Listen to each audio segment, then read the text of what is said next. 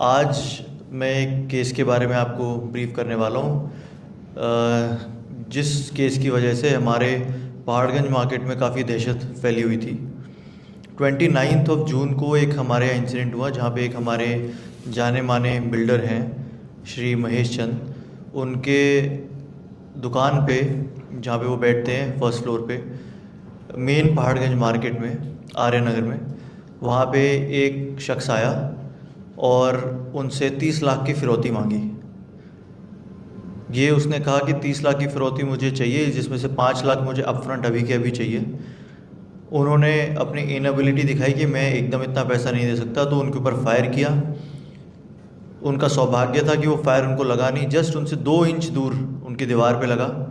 और उनको उसने फिर धमकी दी कि मेरे और भी साथी इलाके में हैं, तो जो मैं फ़िरौती मांग रहा हूँ ये मुझे चाहिए, मैं दोबारा फिर से आऊँगा।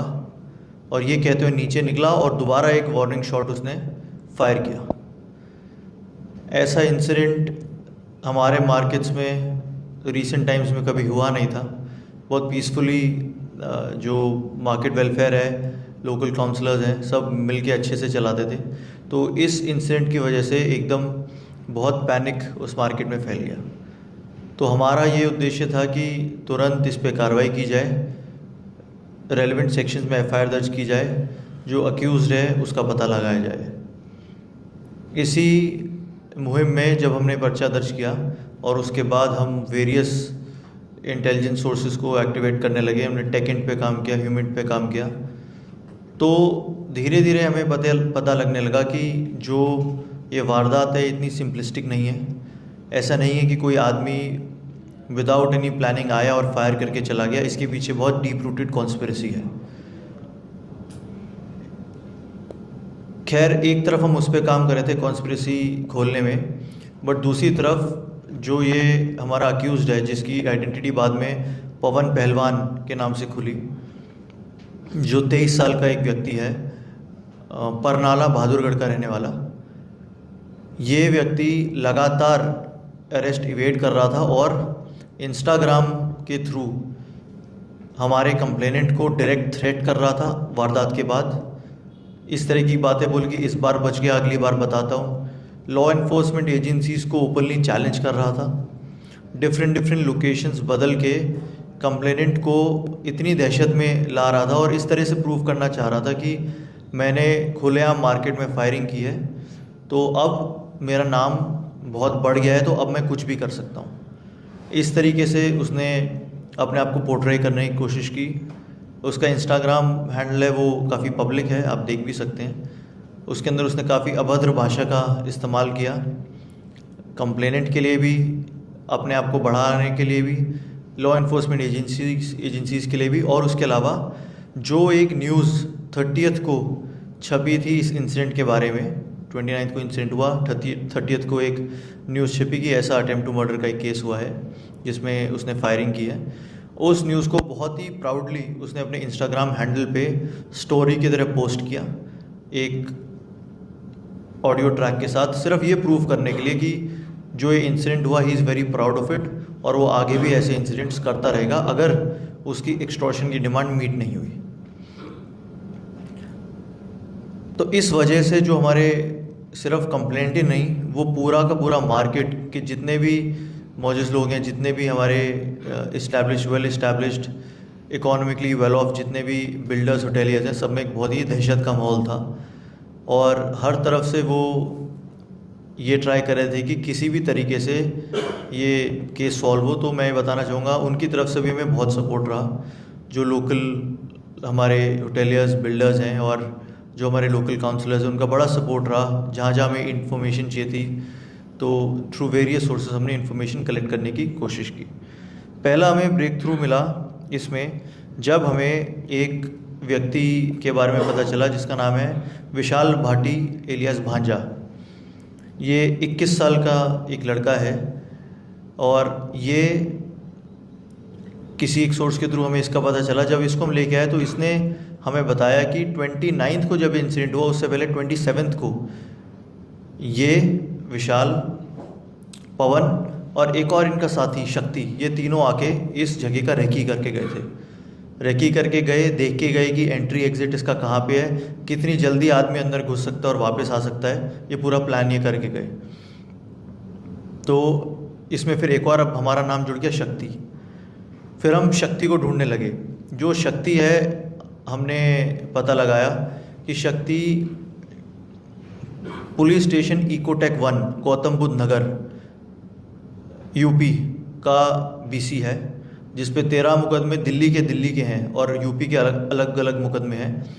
ये इसका हमें पता चला, ये one of the main criminal conspirator हमारे सामने आया और वे इसको ट्रेस करने लगे और एक टीम ने काफ़ी मशक्क़त के बाद इसको वेस्ट बंगाल कोलकाता से इसको एप्रहेंड किया। वहाँ पे इसको अरेस्ट किया गया, इसको लाया गया। ये सब कल की बात है सिर्फ।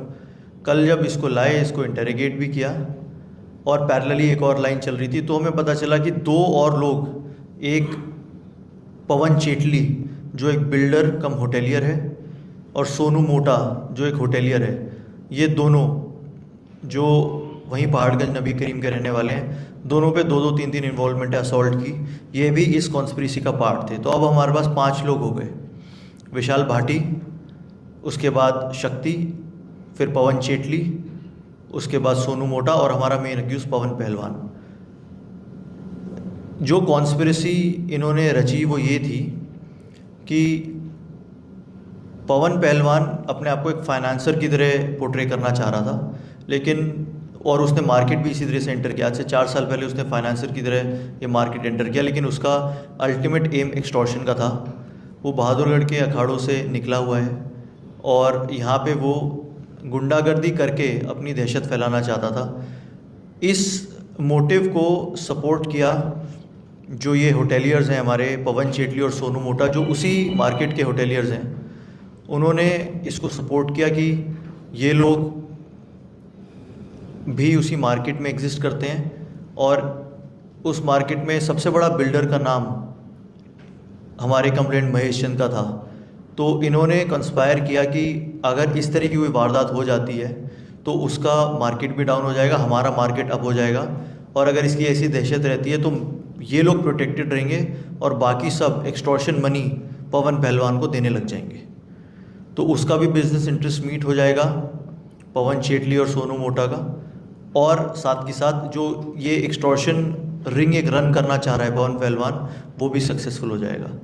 ये पूरी कॉन्स्पिरेसी जब हमारे सामने आई तो बहुत ही ज़्यादा ज़रूरी हो गया पवन पहलवान को किसी भी तरीके से एप्रीहेंड करना। एक पैरेलल इन्फॉर्मेशन जो हमारी रन कर रही थी, उसके तहत हमें पता लगा कि ये कब्रिस्तान ओल्ड PHQ के पीछे इलाके में इसके आने की खबर है, वहाँ पे ये स्पॉट हो सकता है। तो वहाँ पे हमारी एक टीम ने ट्रैप लगाया और इसको रोकने का इशारा किया, नहीं रुका। इसने पुलिस टीम पे फायर किया। एक हमारे हेड कांस्टेबल साहब के BP पे फायर लगा। जवाबी फायरिंग में इसके दोनों पैरों पे गोली लगी है और अभी ये अंडर ट्रीटमेंट हॉस्पिटल में है।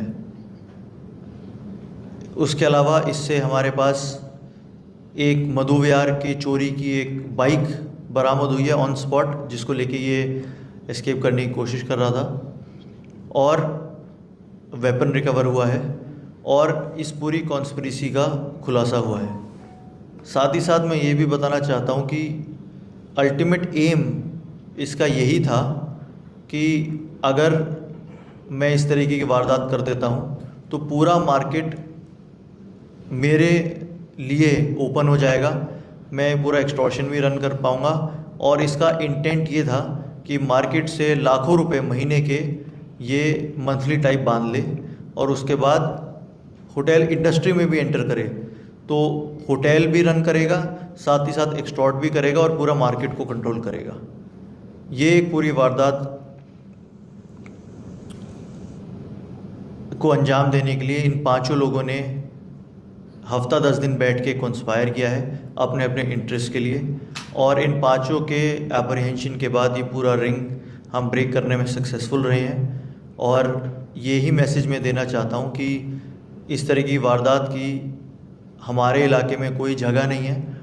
अगर क्रिमिनल एलिमेंट्स को ये लगता है कि वो आके जनरल पॉपुलेस को परेशान कर सकते हैं, वेपन यूसेज कर सकते हैं, बुलेट्स फायर कर सकते हैं और उसके बाद जाके भी अपने आप को सेल्फ ग्लोरीफाई कर सकते हैं on various social media platform.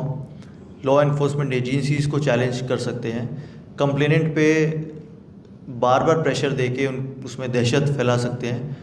Then the police is up to the task to contain these elements.